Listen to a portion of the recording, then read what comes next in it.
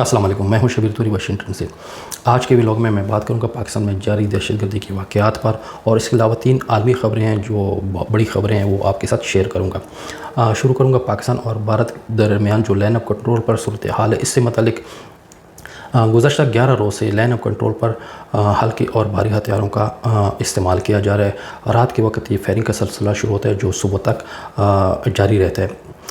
اس کے حوالے سے آپ کو اپڈیٹ کروں کہ ان 11 روز میں فی الحال کوئی ہلاکتیں سامنے نہیں ہیں، کسی قسم کی نہ سویلین کی نہ فوجی، لیکن جو سرحد پہ صورتحال ہے وہ کشیدہ ہے۔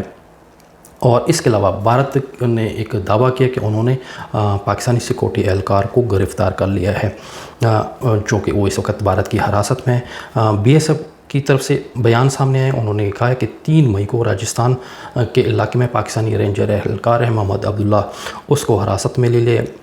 بھارتی میڈیا کے مطابق عبداللہ نے مبینہ طور پر جو لائن آف کنٹرول ہے اس کو عبور کر لیا تھا، جبکہ پاکستان کے حوالے سے اس خبر کی سرکاری طور پر تصدیق نہیں ہو رہی، کوئی بیانیہ سامنے نہیں آیا۔ لیکن جب میری پاکستان میں سیکورٹی حکام سے بات چیت ہوئی تو انہوں نے اس خبر کی تصدیق کی کہ صبح پنجاب کی بہاولپور جو ضلع ہے اس کے چولستان علاقہ ہے، وہاں سے عبداللہ کو حراست میں لے گئے۔ سیکورٹی ذرائع نے یہ بھی بتایا کہ خواجہ میر چیک پوسٹ ہے، اس کے قریب بی ایس ایف نے اس اہلکار کو حراست میں لیا ہے، لیکن فی الحال پاکستان کی طرف سے باضابطہ بیان سامنے نہیں ہے۔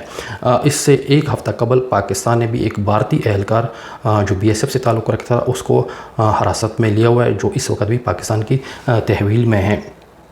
اس کے علاوہ آپ کو بتا دوں کہ پاکستان میں جو دہشت گردی کے واقعات ہیں وہ مسلسل جاری ہیں، اور قبائلی علاقے جو ہیں خصوصاً دہشت گردی کی لپیٹ میں ہیں۔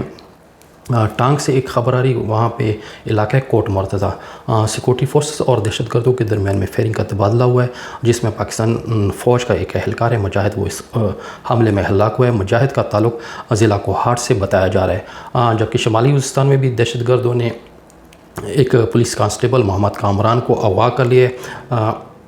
جنوبی وزستان میں بھی دہشت گردوں کا ایک حملہ ہوا ہے، جہاں پہ دہشت گردوں نے ایک قبائلی رہنما حاجی علی بات خان کو فائرنگ کر کے ہلاک کر دیا، جبکہ ان کے ساتھ ان کا ایک بانجا تھا، اس کو دہشت گردوں نے اغوا کر لیا ہے۔ ضلع خیبر میں سیکورٹی فورسز نے کارروائی کی ہے، وادی تیرا کے قریب سلار چوک میں، جہاں پہ دہشت گردوں کے گھروں کو بارودی مواد سے اڑا دیا گیا ہے، ان کے گھروں کو مسمار کر دیا گیا ہے۔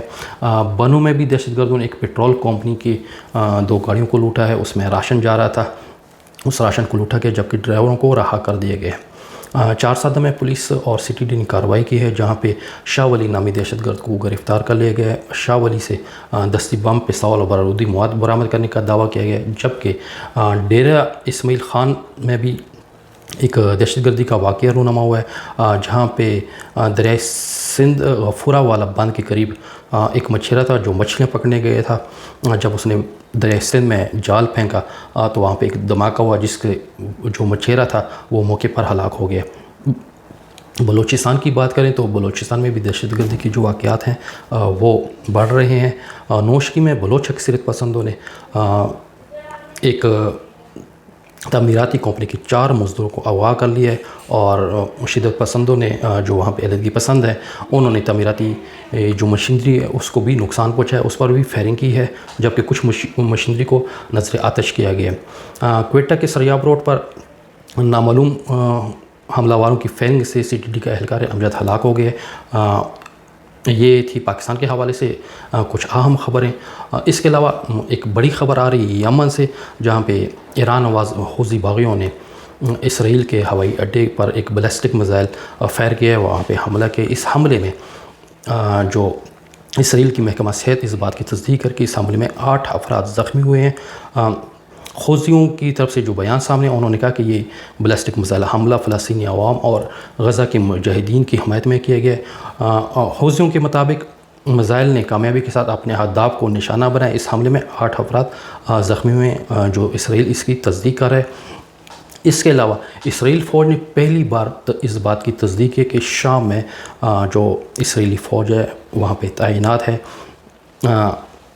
جو اسرائیلی فوج کی طرف سے سرکاری طور پر یہ بات تصدیق ہوئی ہے کہ انہوں نے شام کی جو جنوب ہے وہاں پہ اسرائیل کی فوجی تعینات ہے، وہاں پہ ڈپلائی ہے، اور ان کی یہ تعداد نہیں بتائی گئی، لیکن انہوں نے اس بات کی ضرور تصدیق کی کہ شام میں اسرائیلی فوج کی موجودگی ہے، اور یہ پہلی بار اسرائیل نے تسلیم کیا ہے۔ انہوں نے یہ واضح نہیں کیا کہ ان دستوں کی جو تعیناتی ہے اس کے مقاصد کیا ہیں اور ان کی تعداد کیا ہے، لیکن پہلی بار اسرائیلی اس بات کی تصدیق کر کے شام میں اسرائیلی فوج اس وقت موجود ہے، وہاں پہ وہ تعینات ہے۔ یہ اگلے ویڈیو کے لیے اجازت دیجیے، خدا حافظ۔